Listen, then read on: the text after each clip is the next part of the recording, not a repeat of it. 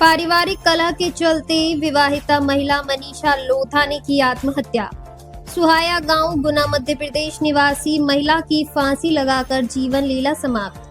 परिजनों ने पति नरेश लोधा पर हत्या के लगाए आरोप। शादी के बाद से लगातार मारपीट व दहेज के पैसे से संबंध में हुई हत्या।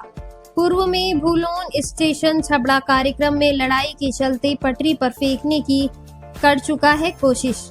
लड़की के पीहर वालों को पैसों के लिए बार बार कर रहा था परेशान।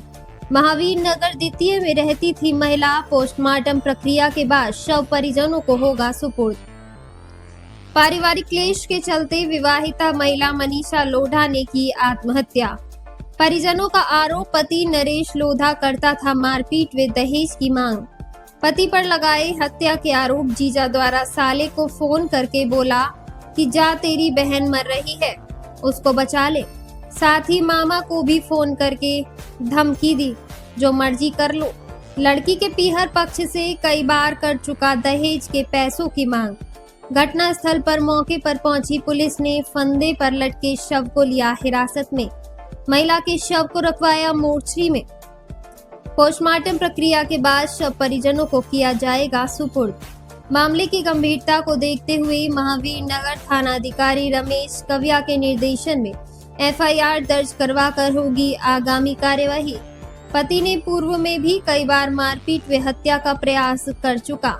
छबड़ा भूलोन स्टेशन पर भी पटरी पर धक्का देने के लगाए आरोप। कोटा से संवाददाता राहुल जोशी की खास रिपोर्ट। 11 साढ़े 11 बजे के आसपास सूचना मिली थी। महावीर नगर सेकंड मकान नंबर 1128 में महिला ने अंदर से दरवाज़ा बंद कर लिया। तो सूचना पे मैं पहुंचने के बाद मैं गेट खोलने की काफ़ी प्रयास किए। गेट की कुंडी अंदर से लगी हुई थी। फिर गेट को पास में मकान पे काम चल रहा था, वहाँ से एक मजदूर को बुला के और गेट को कटवा के गेट को तोड़ा। गेट को तोड़ने के बाद जैसे अंदर प्रवेश किया तो महिला पासे के फंदे पर गिरी हुई थी। उसके बाद उसका देवर भी वहीं मौजूद था। देवर और मकान मालिक की मौजूदगी में पासे का फंदा काट के मनीषा को नीचे उतारा। उतारने के बाद में 108 एम्बुलेंस से न्यू मेडिकल कॉलेज हॉस्पिटल लेकर आए, जहाँ डॉक्टरों ने बाद ECG मृतक को शिफ्ट कर दिया। उसके बाद बॉडी को पोस्टमार्टम में शिफ्ट करवा दिया है और मृतका के परिजन और पीर पक्ष वाले दोनों पक्षों को सूचित कर दिया गया है। वो आ रहे हैं। जैसे उसके पीर पक्ष से या ससुराल पक्ष से जैसे भी रिपोर्ट देते हैं उसके अनुसार कार्रवाई की जाएगी। ठीक है, उसके अनुसार कार्रवाई की जाएगी। रिपोर्ट के आधार पर आगामी कार्रवाई की रिपोर्ट के आधार पर आगामी कार्रवाई की जाएगी। जो इन लोगों का जो भी आरोप प्रत्यारोप है इन लोगों को सुनने के बाद में अभी पति की कुछ बारे में कुछ जानकारी कहाँ पे? पति आया था यहाँ हॉस्पिटल में। जैसे उसको एडमिट करवाने के बाद पति आया था। पति ने मना भी कर दिया था कि पोस्टमार्टम नहीं करवाना चाहता हूँ। काफ़ी हंगामा भी किया था। उसके बाद में पति को समझा के डेड बॉडी को पोस्टमार्टम रूम में शिफ्ट करवा दिया। उसका पति बाहर पोस्टमार्टम के रूम के बाहर ही बैठा हुआ है। अच्छा भाई, मृतका के पति पर क्या कुछ आपके आरोप?